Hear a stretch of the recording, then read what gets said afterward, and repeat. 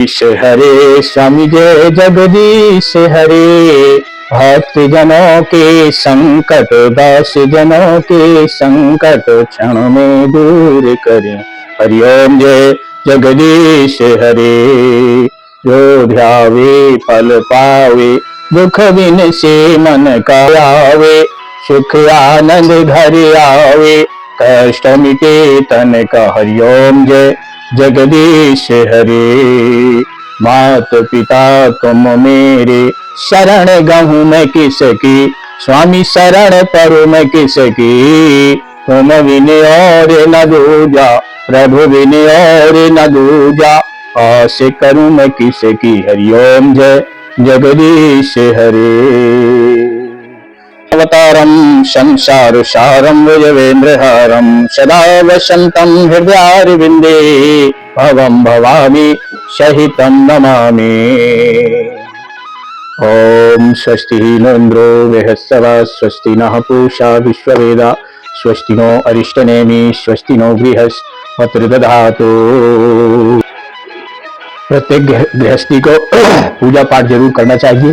और जो ब्राह्मण देवता है, जो ब्राह्मण है, कर्मकांडी ब्राह्मण है, उनके 6 कर्म बताए गए हैं। उनके 6 कर्म बताए गए हैं कि विद्या पढ़ना और पढ़ाना, दान देना और लेना, वेद पढ़ना और पढ़ाना। ये 6 कर्म जो हैं ब्राह्मण के बताए गए हैं। पूजा पाठ खुद घर करना और फिर दूसरों से करवाना, ये ब्राह्मण के 6 कर्म हैं। परम पिता परमात्मा की बड़ी असीम कृपा कि प्रभु के मन में परमात्मा की भक्ति जरूर रहे, क्योंकि बिना परमात्मा की भक्ति के बात नहीं बनती है। जैसे कि लोग कहते हैं कि दुख में सुमिरन सब करें, सुख में करे न कोई।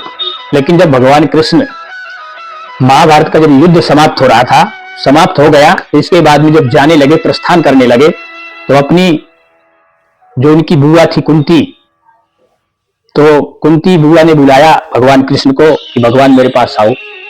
कहने लगे बुआ किस लिए बुलाया, आदेश करो। तो उनकी बुआ कहती है कि भगवान मुझे दुख देते जाओ। तो भगवान कृष्ण कहते हैं दुनिया तो सुख मांगती है, आप दुख क्यों मांग रही हैं। वो कहने लगी कि दुख में सुमिरन सब करें, यदि दुख में रहूंगी तो आपका स्मरण करती रहूंगी, आपकी भक्ति करती रहूंगी। भगवान कृष्ण ने कहा था कि बुआ ऐसा काम कर देता हूं कि जो है आपको दुख भी ना हो, सुख में रहो और फिर भी प्रभु का नाम ना भूलें। तो ऐसी जो है ना बात हम सबके अंदर होनी चाहिए, कितने भी आनंद से हो, सुख में हो, लेकिन प्रभु का स्मरण, प्रभु की भक्ति और भगवान का नाम जरूर लेना चाहिए। जभी जो है ये जीवन सार्थक होगा। इसलिए हम बहुत भाव से और बहुत श्रद्धा से नित्य प्रति की भांति, जैसे कि हवन कुंड रखा है और हवन भी होता है, लगभग रोज ही होता है, कभी एक आध दिन गायब हो जाए वो अलग बात है।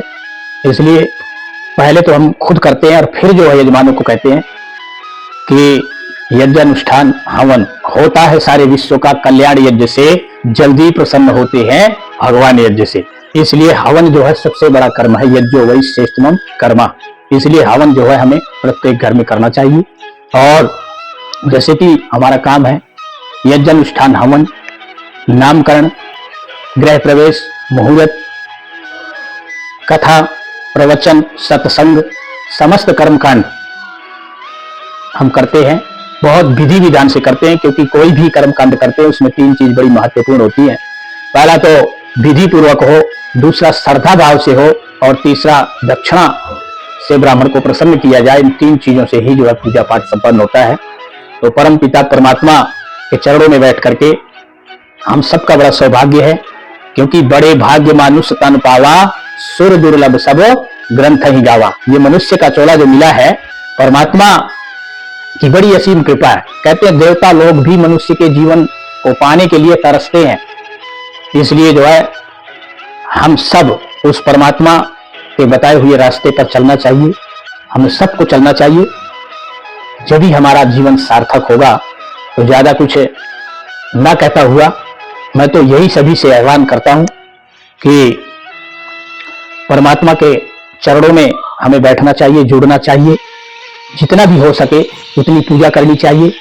देखो पहला जो पूजा का और हवन का और जो सबसे बड़ा और उत्तम कार्य है वो है यज्ञ हवन का। यदि हवन नहीं कर पाते तो फिर ज्योत जला के काम चलाते हैं, ज्योत भी नहीं लगा पाते हैं तो फिर धूप जला के काम चलाते हैं। ये उपकर्म है, लेकिन हमें करना जरूर चाहिए, क्योंकि भावना ठीक रहती है और सारा का सारा खेल भावना का होता है। और एक मन में भावना जरूर रहे कि भला किसी का कर ना सके तो बुरा किसी का मत करना। इतनी भावना यदि हमारे अंदर होगी तो समझ लो कि हमारा जीवन सार्थक हो जाएगा। परम पिता परमात्मा से यही प्रार्थना करता हूँ, सुखी बसे संसार सब, दुखिया रहे न कोई, ये अभिलाषा हम सबकी भगवान पूरी होए। इन्हीं शब्दों के साथ में परम पिता परमात्मा के चरणों में बैठ करके नमन करता हुआ, प्रभु ऐसा हमें शक्ति दो, ऐसी हमें भक्ति दो, ताकि आपके बताए हुए रास्ते पर चलते रहें। ये परम पिता परमात्मा सौभाग्य हमें दिए रखे, ऐसी प्रार्थना करते हुए ओम देव शांतिरंतरिक्षगम शांति पृथ्वी शांतिरापः शांतिरोषधयः शांति वनस्पतयः शांतिर्विश्वे देवा शांति ब्रह्मा शांति सर्वगम शांति शांतिरेवा शांति शामा शांतिरेधि ओम शांति शांति। बसंत पंचमी का पावन पर्व 3 फरवरी 2025 को आ रहा है। बसंत पंचमी को लोग कई कंफ्यूज है। मैं पूरे हांसी वासियों को, हरियाणा वासियों को, देशवासियों को ये कहना चाहता हूं कि 2 तारीख को बसंत पंचमी नहीं है, क्योंकि